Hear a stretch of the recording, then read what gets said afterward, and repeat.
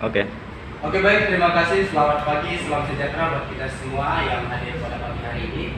Pada pertemuan kali ini kami akan melakukan presentasi dalam bentuk kelompok,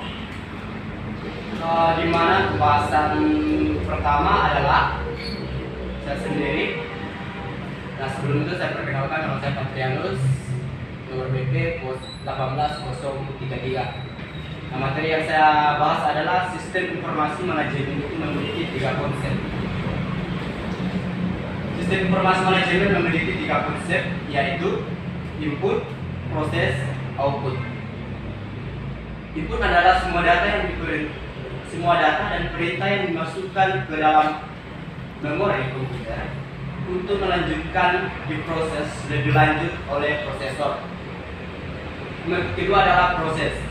Proses adalah urutan pelaksanaan atau kejadian yang saling terkait yang sama-sama mengubah masukan menjadi keluaran. Pelaksanaan ini dapat dilakukan oleh manusia, alam, dan sumber daya lainnya. Kemudian adalah output, adalah data yang telah diproses menjadi bentuk yang dapat digunakan. Artinya adalah komputer akan memproses data-data yang diinput menjadi sebuah informasi. Kemudian adalah pengendalian sumber daya sistem informasi memiliki 4 kategori. Pertama adalah manusia, kedua adalah sumber daya hardware, ketiga adalah sumber daya software, yang keempat adalah sumber daya jaringan.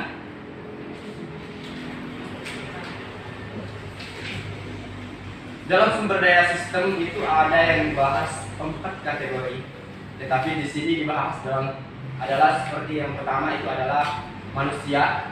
Ini adalah pembahasan cabang dari manusia. Itu ada pelanggan, manajer, staff, dan pengertiannya adalah pelanggan adalah orang yang membeli atau yang berkunjung dalam suatu perusahaan atau pasar, yang membeli barang atau produk ataupun yang dihasilkan dalam ekonomi ataupun dalam perusahaan dan pasar itu sendiri. Kedua itu adalah dalam manusia itu ada manajer. Manajer adalah orang yang bertugas atau orang yang memantau jalannya suatu perusahaan atau kegiatan yang dilakukan oleh perusahaan itu sendiri. Staff. Yang ketiga itu adalah ada staff. Staff adalah pegawai yang bekerja dalam perusahaan atau kantor-kantor atau kegiatan lainnya.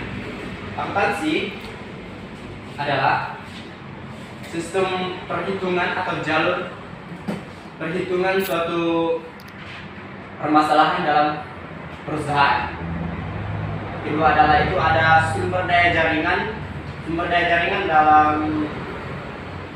jaringan pembagian pengendalian sumber daya sistem informasi. Ada internet, intranet, extranet. Oke, baik, terima kasih. Itu saja pembahasan dari saya. Jika ada pertanyaan dari rekan-rekan, saudara-saudara, saya persilakan. Baiklah, saya akan bertanya. Nama saya Krista Maria. Pertanyaan saya itu, dari sistem manajemen tersebut itu ada 3 konsep. Ya. Coba jelaskan salah satu dari konsep tersebut. Oke. Saya akan jelaskan yang dari proses ya. Saya ambil proses. Nah, sebelumnya saya bacakan dulu pengertiannya. Proses adalah urutan pelaksanaan atau kejadian yang saling terkait, yang sama-sama mengubah masukan menjadi keluaran. Jadi intinya adalah data yang sudah diinput dikumpulkan dalam perusahaan itu sendiri. Misalnya ini data perusahaan itu diinput terlebih dahulu diinput, kemudian baru diproses. Artinya adalah menyalin jalur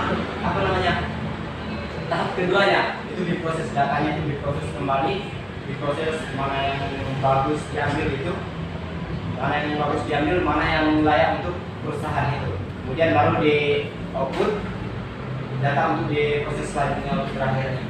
Ya, seperti penyaringan, filterisasi, penyaringan kita proses. Bagaimana? Itu jawaban dari saya, saudara yang bertanya itu. Terima kasih. Ada lagi? Oh baik, nama saya Margana Susari. Ya. Sistem informasi manajemen. Ada dalam pengendalian sumber daya ada 4 kategori. Ya. Tolong jelaskan dari salah satu atau keempatnya yang bagus. Oke. Baik, terima kasih saudara Martin. Pertanyaannya saya jawab.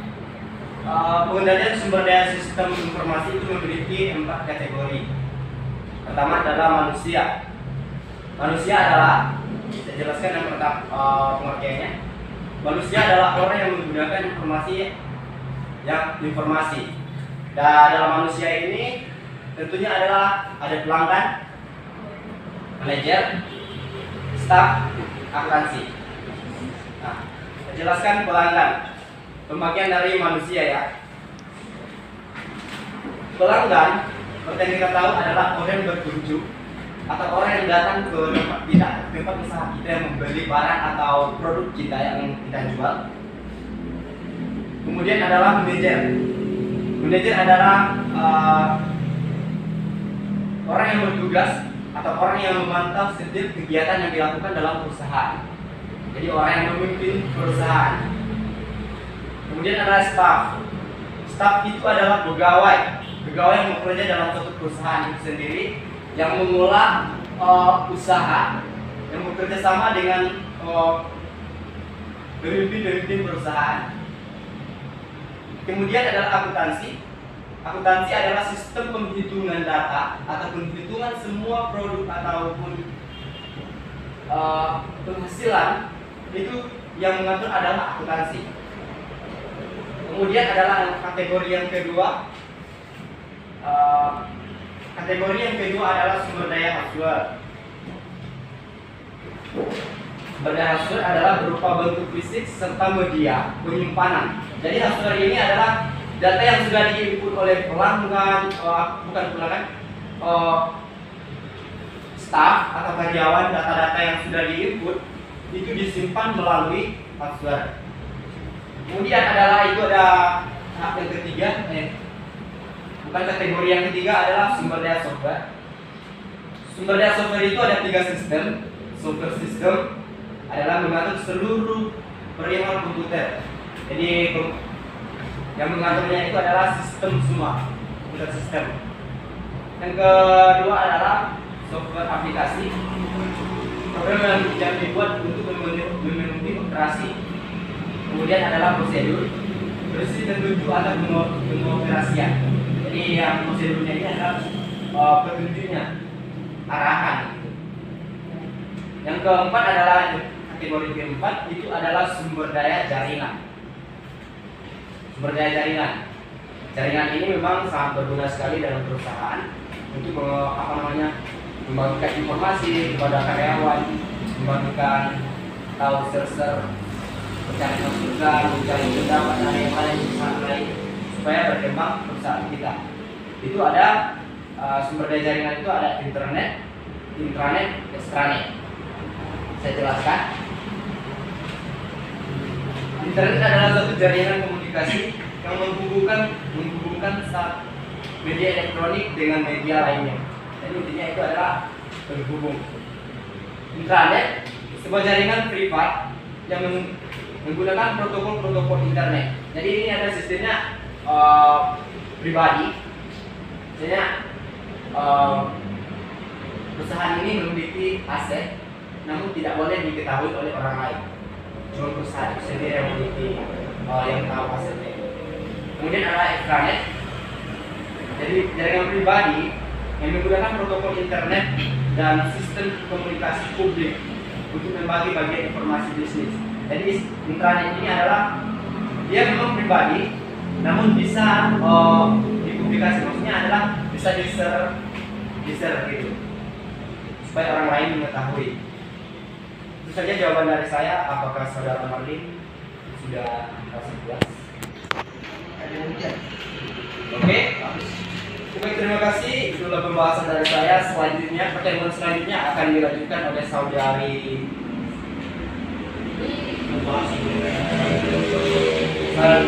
saudari Merlin. Kepada saudari Merlin, kami persilakan. Oh, baik, saya akan melanjutkan dari pembahasan dari isu sosial dan etika dalam sistem informasi.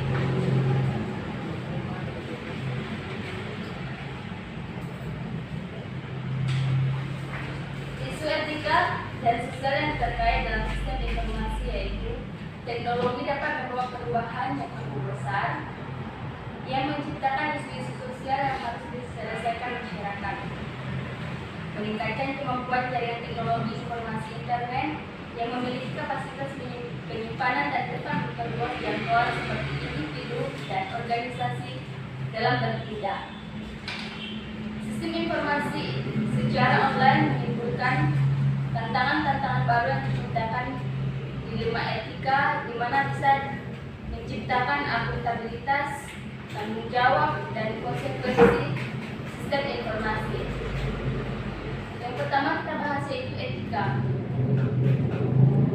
Merujuk pada sebuah prinsip benar dan salahnya yang digunakan seseorang yang bertindak sebagai pelaku moral dan yang bebas untuk membuat keputusan untuk mengarahkan perilakunya. Sistem informasi menimbulkan pertanyaan etika yang baru baik untuk individu maupun masyarakat, karena sistem informasi menciptakan kesempatan untuk perubahan sosial yang besar untuk membahayakan distribusi kekuatan uang dan kewajiban yang ada. Perkembangan teknologi informasi akan menghasilkan banyak manfaat di satu sisi, tetapi juga menimbulkan kerugian di sisi yang lain. Permasalahan etika dalam sistem informasi telah memberikan dasaran baru dengan semakin maraknya menggunakan internet dan perdagangan elektronik.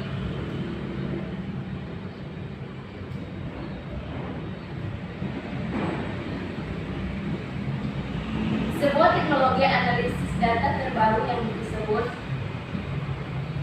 telah memberikan lebih banyak kapasitas profiling bagi sektor swasta dan pemerintah. Etika dalam masyarakat informasi itu ada konsep-konsepnya, yaitu tanggung jawab, akuntabilitas, dan liabilitas.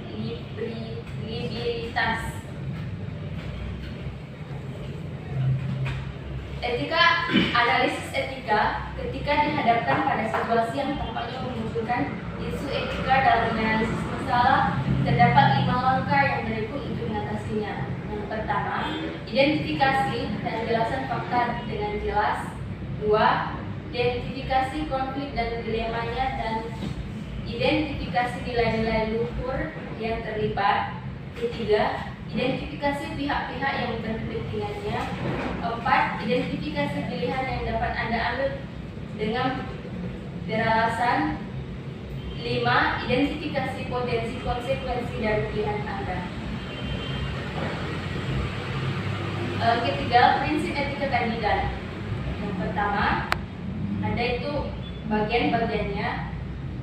Yang pertama, perlakuan orang lain seperti apa yang Anda harapkan dari orang lain. Yang kedua, jika sebuah tindakan tidak lebih baik dilakukan oleh semua orang, tindakan itu tidak akan bisa dilakukan oleh siapapun juga. Yang keempat, kode etik profesi. Setiap kelompok orang ini mengaku sebagai profesional, maka mereka mengambil hak khusus untuk kewajiban karena klaim khusus mereka untuk pengetahuan, kebijaksanaan, dan rasa hormat. Dimensi moral sistem informasi. Yang pertama, hak informasi, privasi dan kebebasan di era internet. Privasi adalah klaim individu untuk membiarkan sendiri, bebas dari pengawasan atau intervensi dari individu organisasi lain.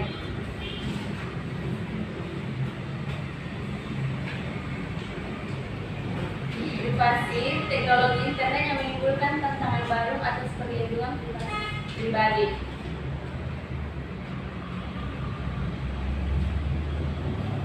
Baik, saja penjelasan dari saya. Jika ada saudara yang mau bertanya, silakan. Maka ada yang bertanya.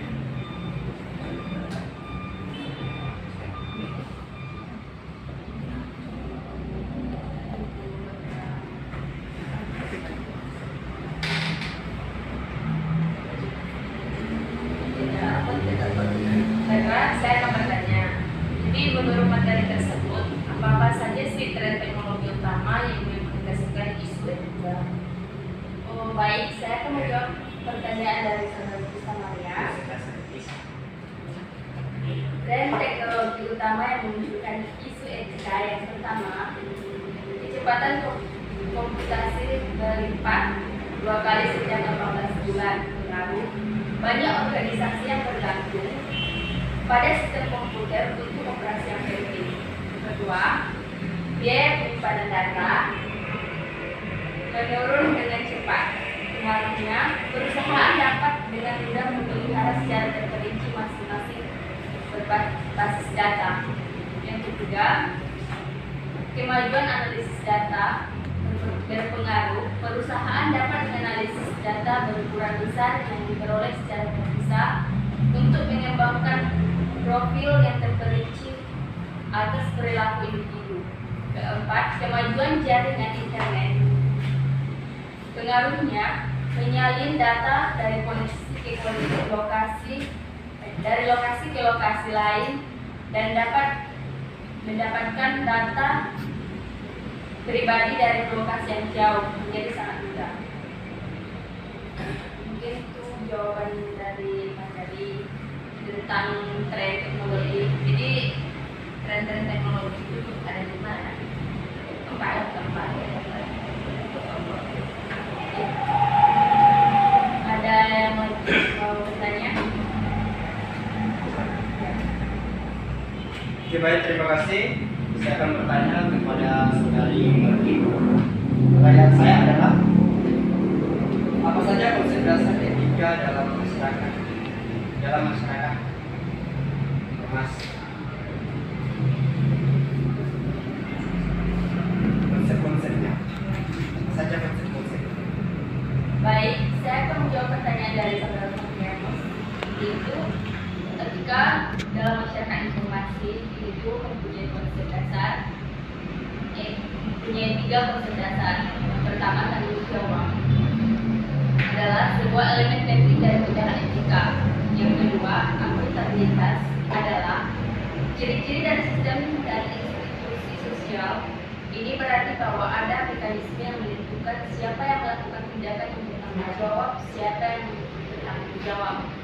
Yang ketiga, liabilitas adalah ciri-ciri dari sistem politis di mana suatu badan hukum mengambil peranan yang diberi izin kepada individu untuk memperbaiki kerugian yang disebabkan oleh selaku sistem atau organisasi lain. Baik, itu saja jawaban dari saya. Bagaimana sebelumnya? Terima kasih jawabannya sangat bos.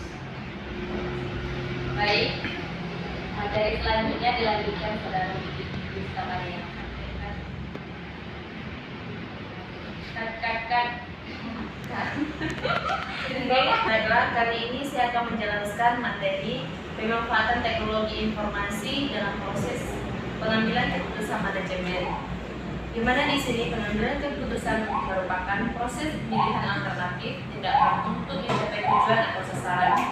Tahap yang harus dilalui itu, yang pertama ada tahap pemahaman, yang kedua ada tahap perencanaan, ketiga ada tahap pemilihan, keempat ada tahap implementasi. Kemudian ada pengembangan sistem metode alternatif itu ada yang juga. Yang pertama ada metode paket, yang kedua ada metode prototip, yang keempat ada metode penerbangan oleh pemakai, dan keempat juga ada metode outsourcing, di mana perusahaan jika melakukan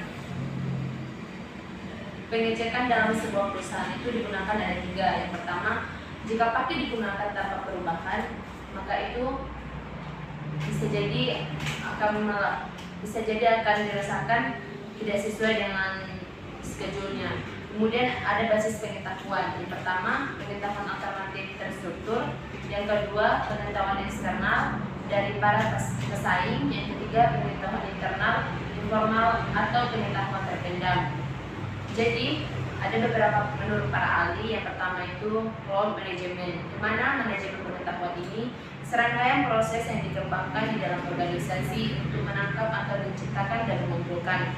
Kemudian ada organization knowledge base, di mana pengetahuan yang dikumpulkan dari sumber-sumber eksternal dan internal. Jadi itulah materi atau pembahasan yang sekilas. Jika ada pertanyaan dari teman-teman, boleh. Saya mau bertanya. Yang mana pertanyaannya adalah apa saja menjadi metode pengembangan informasi secara internal? Alternatif. Yang pertama itu ada 4. Ada metode paket, kedua metode prototip, ketiga metode pengembangan oleh pemakai, keempat ada metode outsourcing. Terima kasih. Baiklah, apakah ada pertanyaan selanjutnya dari teman-teman? Materinya kan pemanfaatan teknologi informasi kan? Ya. Oke. Baik, saya akan bertanya kepada saudari Yuska. Pertanyaan saya adalah berapakah tahap-tahap yang harus dilalui dalam pemanfaatan teknologi informasi? Jadi ada berapa tahapnya? Itu dijelaskan satu. Baiklah, Itu saja. saya akan menjawab. Tahap yang harus dilalui itu ada 4. Yang pertama tahap pemahaman, yang kedua tahap perancangan, ketiga tahap pemilihan, keempat tahap implementasi. Yang pertama itu kita sendiri sudah tahu tahap pemahaman. Setelah sesuatu yang kita lakukan, kita harus memahami sebelum kita terjun ke lapangannya. Yang kedua lagi tahap perancangan. Setelah kita memahami apa yang kita rancang, apa yang kita lakukan, dan apa yang harus kita buat agar setelah kita terjun ke lapangan bisa kita laksanakan dengan baik. Dan yang ketiga tahap pemilihan, di mana setelah perancangan pastinya kita harus memilih mana yang harus kita kerjakan, mana yang patut harus dilakukan, dan mana yang patut harus kita buat dalam satu perusahaan atau satu kelompok tersebut. Dan kemudian ada tahap implementasi, di mana tahap implementasi ini kinerja atau prosesnya, bagaimana kita melakukan segala sesuatu yang kita rancang. Itulah jawaban dari saya. Bagaimana saya tadi? Oke, terima kasih jawabannya. Saya sangat puas. Baiklah teman-teman, barangkali itu materi yang harus saya jelaskan. Mungkin materi selanjutnya masih ada.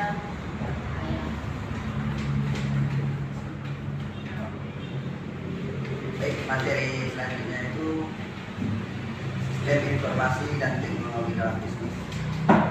Yang pertama dibahas itu adalah sistem informasi. Pengertian sistem informasi itu sendiri adalah kombinasi dari setiap unit yang dikelola oleh penggunaan software dan jaringan komunikasi data serta database untuk mengumpulkan, mengubah, dan menyebarkan informasi. Yang kedua itu pengertian teknologi. Pengertian teknologi adalah teknologi pendukung dari sistem informasi yang mengelola komponen-komponennya. Selanjutnya, peran teknologi informasi dalam dunia bisnis. Yang pertama, sebagai aktivitas pemasaran dan jual beli online. Teknologi informasi termasuk sistem informasi berbasis internet yang dapat membantu segala jenis bisnis meningkatkan efisiensi dan efektivitas proses bisnis. Yang kedua, sebagai operasi bisnis. Mulai dari akuntansi sampai dengan penelusuran pesanan pelanggan, sistem informasi ini menyediakan dukungan bagi manajemen dalam operasi atau kegiatan bisnis sehari-hari. Yang ketiga, mendukung pengambilan keputusan manajerial. Hal ini juga akan membantu para manajer membuat keputusan yang lebih baik, cepat, dan lebih bermakna. Ada dampak positif dan negatif penggunaan sistem informasi. Dampak positifnya tentu mencari bahan-bahan surat, kedua sebagai referensi, ketiga keterangan, keempatnya informasi yang dapat menambah pengetahuan, yang selanjutnya itu sisa gunakan informasi sebagai lahan pendidikan. Dampak negatifnya dapat melakukan berbagai kejahatan, penipuan dan lain-lain. Baik, itulah materinya. Barangkali ada saudara yang mau bertanya. Baik, saya akan bertanya pada saudara Rizky dengan pertanyaan. Tolong jelaskan sistem peranan teknologi informasi dalam dunia bisnis. Baik, terima kasih pertanyaan yang sangat bagus. Itu ada peran teknologi informasi dalam dunia bisnis itu ada 3. Saya akan menjelaskan satu persatu. Yang pertama itu sebagai aktivitas pemasaran dalam jual beli online. Yang keduanya sebagai operasi bisnis. Dan yang ketiganya mendukung pengambilan keputusan manajerial. Yang pertama itu sebagai aktivitas pemasaran dan jual beli online. Teknologi informasi termasuk sistem informasi berbasis internet itu membantu segala jenis bisnis. Kedua sebagai operasi bisnis, mulai dari akuntansi sampai dengan penelusuran pada pelanggan, sistem informasi ini menyediakan dukungan bagi manajemen. Yang ketiga mendukung pengambilan keputusan manajerial. Akan membantu para manajer membuat keputusan yang lebih baik, cepat dan bermakna. Baik, itulah jawaban dari saya. Apakah saudara sudah puas? Istilah pertanyaan selanjutnya ada? Ya. Saya mau bertanya pada saudara Ricky, yang mana pertanyaannya adalah jelaskan peran teknologi informasi sebagai operasi bisnis.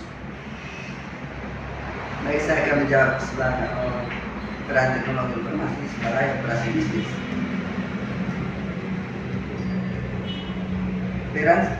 Peran teknologi sebagai operasi bisnis itu salah satunya dalam akuntansi sampai manajemen sampai dengan penelusuran pesanan pelanggan. Dan informasi ini menyediakan dukungan bagi manajemen dalam operasi atau kegiatan bisnis dalam sehari-hari. Baik, terima kasih. Baik, itulah materi dari saya, sistem informasi dan teknologi dalam bisnis. Itu materi selanjutnya dilanjutkan oleh saudara Ismanto. Terima kasih. Saya akan melanjutkan materi berikutnya, yang mana materinya adalah konsep dasar sistem informasi. Dalam tersebut, sistem dasar informasi terdiri 4. Yang pertama, tujuan sistem informasi. Yang kedua, komponen sistem informasi. 3, klarifikasi sistem. 4, restriktif sistem. Saya akan menjelaskan tujuan sistem informasi. Menghasilkan informasi sistem selalu melibatkan data-data penting, di mana data yang diolah menjadi bentuk pengumpulan.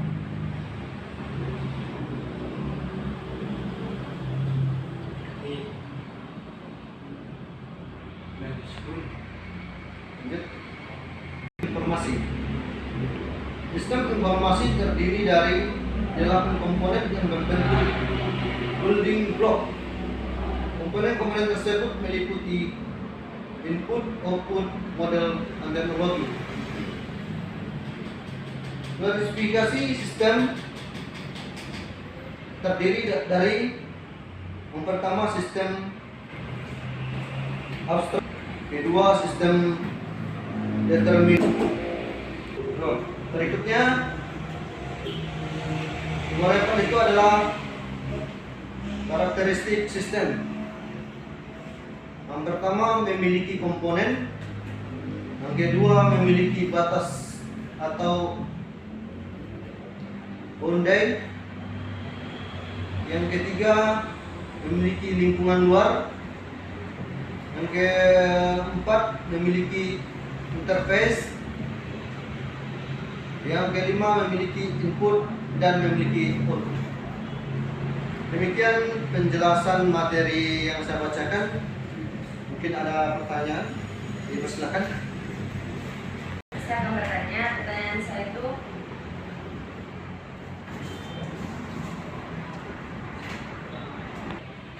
saya itu apa tujuan konsep dasar sistem informasi dari SI? Baik. Saya akan menjawab pertanyaan yang mana pertanyaannya adalah sistem informasi ya. Ya, tujuannya. Tujuannya itu menghasilkan informasi. Sistem informasi selalu melibatkan data-data yang dibuat itu, yang penting terutama di mana data tersebut diolah menjadi bentuk yang berguna dan bagus. Demikian jawaban dari saya. Oke. Ada pertanyaan yang lain? Baik, silakan. Saya mau bertanya, di dalam konsep dasar sistem informasi manajemen itu ada yang dikenal dengan istilah klarifikasi sistem. Sebutkan klarifikasi sistem itu sendiri. Baik, saya akan menjawab pertanyaan saudara Riki. Klarifikasi sistem itu ada yang pertama sistem abstrak dan fisik. Yang kedua sistem deterministik. Yang ketiga tertutup dan sistem terbuka. Berikutnya sistem alamiah dan sistem buatan, dan sistem sederhana dan kompleks. Demikian jawaban dari saya. Bagaimana saudara Riki? Dan Demikian diskusi kami pada hari ini. Mohon maaf jika ada kesalahan. Sekian dan terima kasih. Selamat siang.